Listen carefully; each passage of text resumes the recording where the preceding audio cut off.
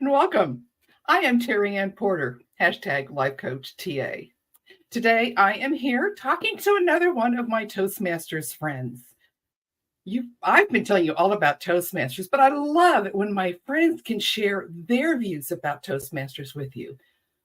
I would like to introduce you today, my guest, Samantha Prince. Samantha, welcome, and thank you so much for joining me today. Thank you for having me, Terry Ann. Well, let's get over with the basics first, and then we're really going to dig into this.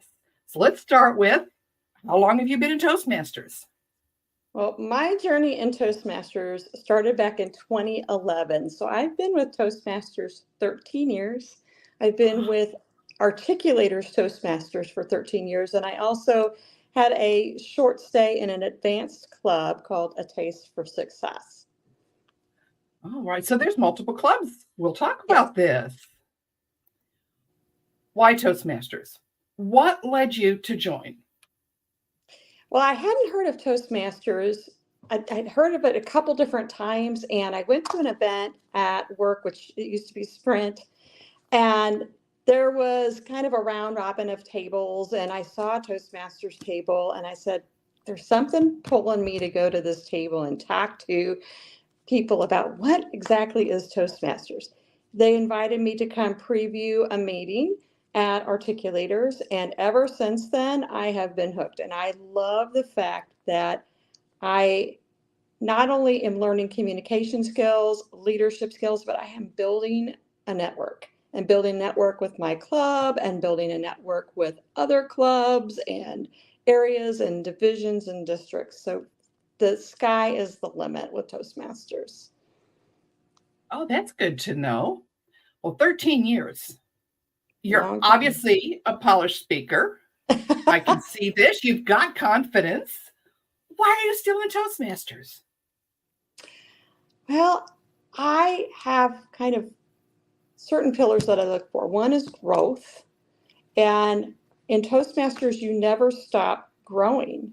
There's always opportunities, no matter how many speeches I've done, no matter how many leadership roles in the club and beyond that I have taken on, there's always room for growth. Networking, as I mentioned before, love to network, not just in my company, but outside my company.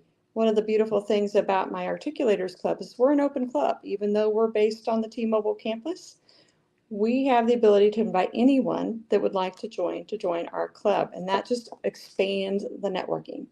Leadership opportunities is another area that I really look for in my growth. Besides just building communication skills, having those opportunities inside and outside of where I work to build leadership is essential to my growth.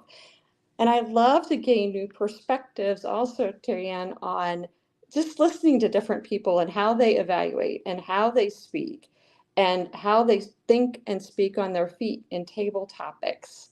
And also achievement. I'm achievement driven and I love to achieve. So those are why I still stay in. Wow. Well, it sounds like there's so much that Toastmasters has to offer.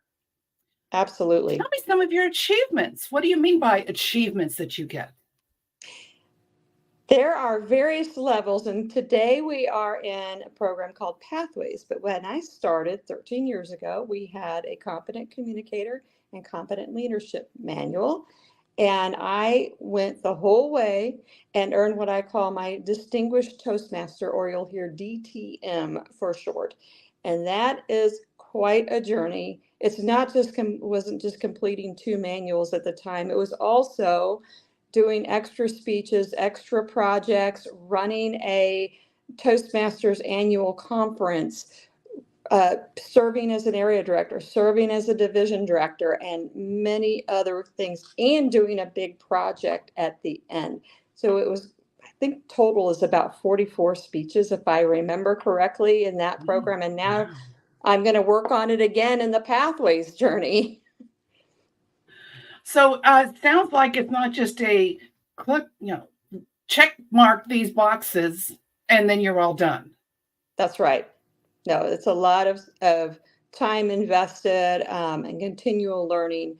It's not just say, hey, do 44 speeches or hey, take on a leadership role. There's so much more to that it really feels like you have achieved and earned that award at the very end of your journey. And many people have gone on to earn Distinguished Toastmaster, both in what we call the old way, which is how I did it, and now in pathways. And so I'm currently trying to progress in levels. There's 5 levels in pathways. And so I'm almost ready to finish my level 4 out of 5 on a pathway that I'm working on. So I'm hoping to do that here again. How are you enjoying the new Pathways education program? I like it. There is a fairly repetitive pattern where every pathway that you start with an icebreaker.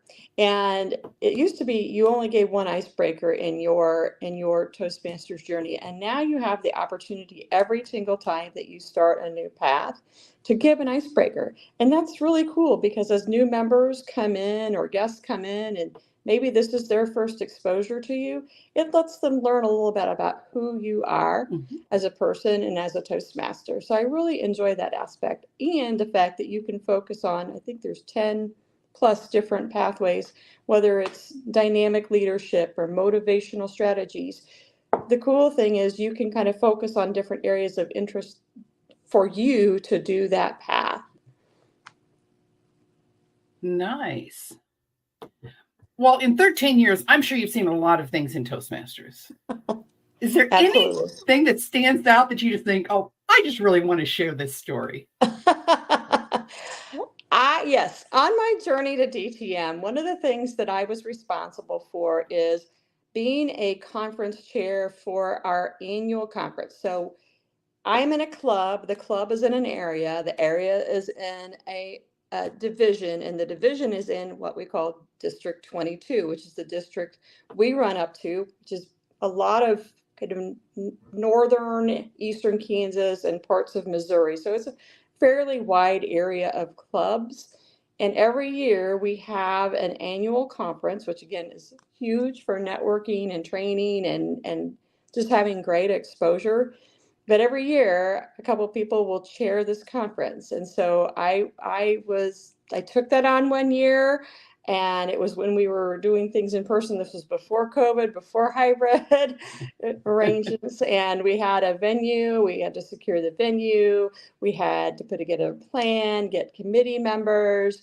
And it was no small feat, but boy, the experience was invaluable to be able to organize such a large event. And in fact, afterwards, it was very cool because the people taking it on the following year wanted all my planning documentation so that it would make it easier. So I was happy to share that, to hopefully to set them up for success for the next year. But that was a really cool experience. And I continue to go to annual conferences. Oh, that's nice. Now, okay, now you just said, like they came to you and said, all right, you did this last year, give us some help. How did you do this? So I am pretty meticulous on documentation and very organized, which helps me in my day job and in all aspects of my life. And so I had a meeting with them and I sent them all the different documents and what I did and my thought process and kind of walked them through step by step and gave them some ideas of, hey, if I could do it again, here's some opportunities of what I might change, what I might emphasize more, what I might not do. So I kind of gave them all that information so they would be able to have a successful conference as well. Wow, you gave some great mentorship to that. What kind of mentorship have you received yourself? Yes. One thing about Toastmasters, every time a new member joins, they're assigned a mentor. And that mentor is there as long as you're in the club. And in fact, the club that I'm in, everybody kind of serves as a mentor. Everybody brings in a new person in. And although they have an assigned mentor, everybody kind of helps out with evaluations and reaching out to the member to see how they're doing, if they have questions. Anytime that you're a Toastmaster and you notice a new person's taking on a new role, it's always reaching out and saying, hey, how can I help you understand what your role is? The mentorship is so rich in Toastmasters, and not just as a new member, but also, as I mentioned, with networking. Most of the members are so open to say, hey, come evaluate my speech. I need a different perspective, or let me come to your club and I want to get a different set of feedback because I'm working on a contest speech. The mentorship doesn't just start with one person. It is really expands across all of Toastmasters. And the mentoring for me was key. And mentoring is always a two-way street. It's always about having that mentor and having the mentor guide you, but it's also saying, hey, I need to proactively reach out and generate that relationship as well, as any good mentor or mentee relationship works. Oh, I like that phrase that you remind that you have to reach out proactively. It's not That's just right. come in, sit down, and it's over. There's some involvement on your part. I like that reminder. Now, you made a comment about going to other clubs to give a speech. You mean you do you have to join, or do you just have to, can you just go to all these different clubs? I'm assuming that, I know there's a whole bunch of clubs all around. There are. And yes, you can go as a guest to any club at any time. When you are a Toastmaster, once a Toastmaster, always a Toastmaster. And other clubs welcome members from other clubs coming and presenting or just participating, being present in those meetings. We always have area director visits and sometimes division director visits to clubs. And when I was in that role, I always enjoyed going to see those clubs and understand how they might work a little differently, what their culture of their club was, because although Toastmasters has a very outlined, structured program and agenda to follow, you see different nuances as you visit different clubs, and you see different personalities and cultures of those clubs. And that's something that's really cool to see. So different clubs. So it's not always the exact same thing everywhere you go. Right. You'll see similar formats. So again, the agenda, how things structurally work is the same, but each club kind of has its own personality, own nuance to that agenda. For example, I know some clubs will have a role called Joke Master. Not all clubs will have that.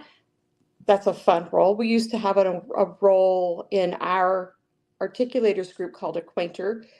We have since removed that role, but there's different roles that you can bring in besides just the strict Toastmasters roles that kind of give your club a unique, I'll call it, personality.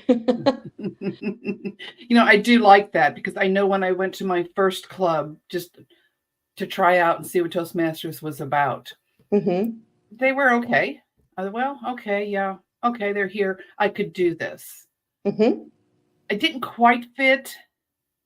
Then I went in and visited another club, found out there was another one nearby. Clicked immediately. And so that's what I do like to remind people, if you don't judge the whole organization because this one club didn't fit for you. That's right. Check around. 100%. And when guests come to our clubs, we encourage them to go visit other clubs as well. We, of course, want them to join our club. Sure. But we recognize people's personalities, needs, etc. vary. And so the main goal is that you find your home, you find your club that fits your needs best, fits your growth, what you want to accomplish, etc. Tell me, I know that you mentioned that you have done the major roles like the area director, division director.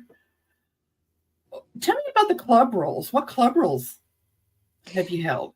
Absolutely. So my very first club role was treasurer, and that's a fairly simple role of collecting dues twice a year and providing budget reports. It wasn't too involved. So it's a good, I'll call it, opening role for somebody to take on. I've also done the president role of the club, and I am currently serving in VP of Public Relations. So the roles that I haven't attempted yet are VP of Membership and VP of Education. I've done a little bit with secretary when I was treasurer, and then sergeant of arms. So those are the other club leadership roles. And every year in our fiscal year, we go through an election process so that we want to see that leadership continually fluidly move so that we have new ideas, new leadership, new opportunities for members to continue to grow. Well, what if I want a role, but I've really never done anything like that before, and I don't know, can I step in? What does the club and Toastmasters itself have to offer to help me to do that? Well, that kind of goes back to the mentorship and also what I would call shadowing. So we start the process with elections early, and we start talking about our roles, and we encourage all our members, hey, if you're curious, come sit side by side with us. Come to an officers meeting, kind of take a sneak peek. Attend one of our 2 annual trainings that our district has for leadership, for anybody that is in leadership for a club. Come attend, come listen, come go to training sessions so that you can kind of get some insight, hearing other leaders in those roles, not just your own club. Hear what they do and hear what makes them successful in that leadership role. So it's kind of a try before you buy approach. I like that. So you're not kind of just dumped into a role and, okay, you got the role, you're in charge, go with it. Here you go. No. I think that's one thing I like about Toastmasters is that training, that constant, someone is always there. You're not on an island all by yourself in this role that you That's right. Either been voluntold or chose for yourself. Yes. Strong. I like that word volunteered. Strong-armed, but yeah.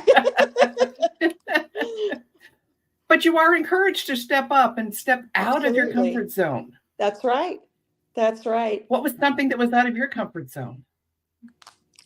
Gosh, just starting in Toastmasters, I'm an extrovert by nature.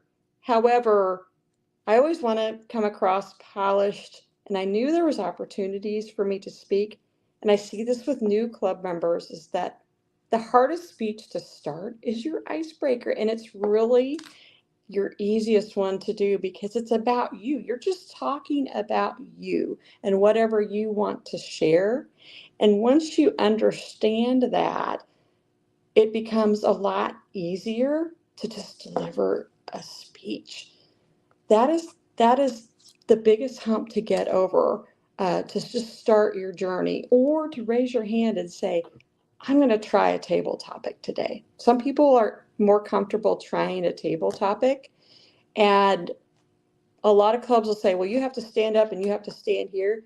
But we say, if you're more comfortable sitting for the first time that you do this, that's okay.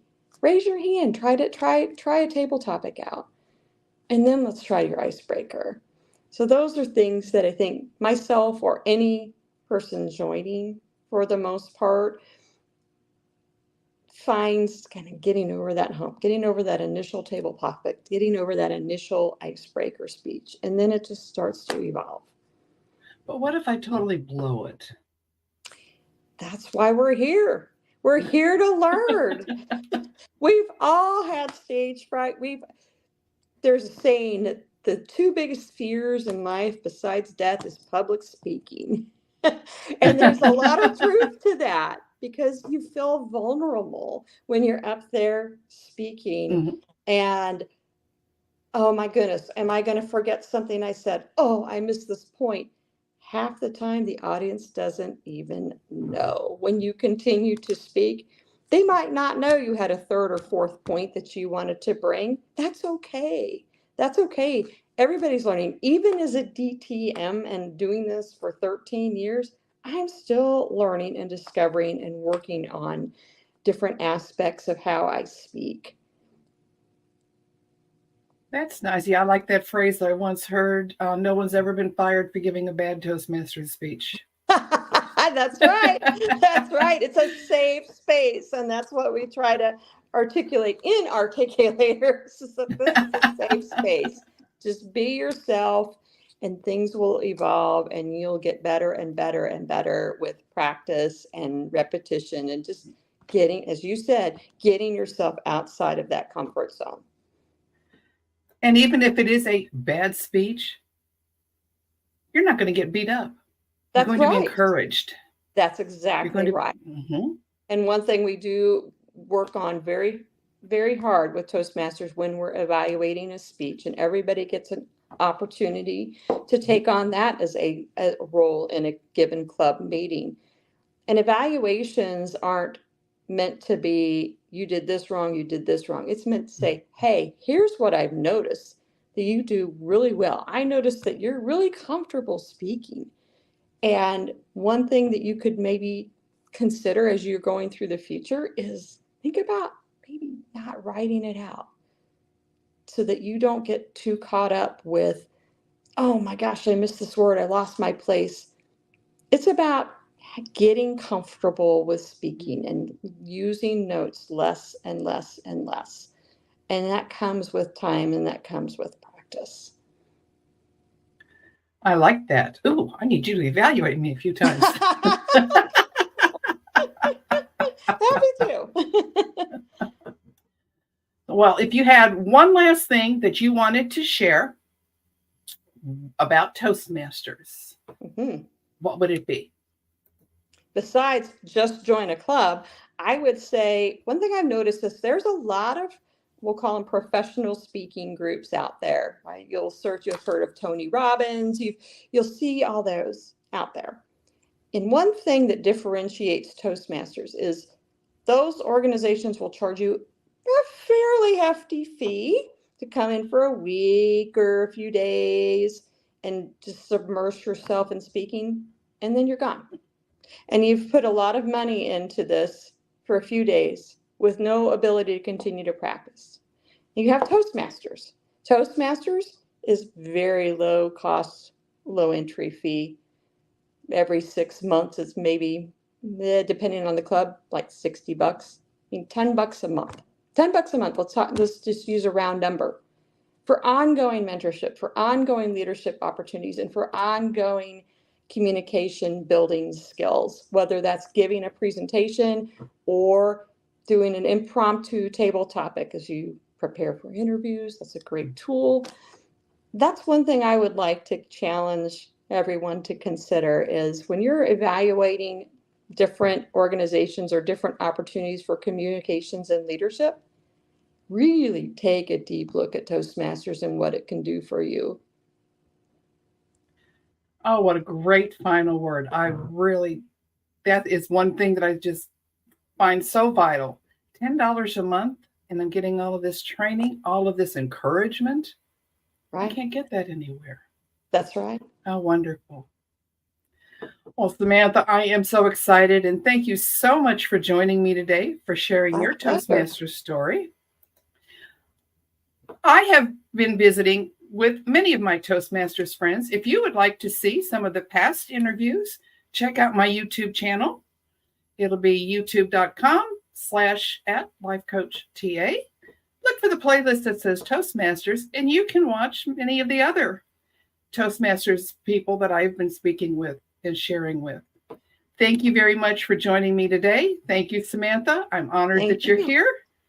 And I cannot wait to share another Toastmasters friend with all of you.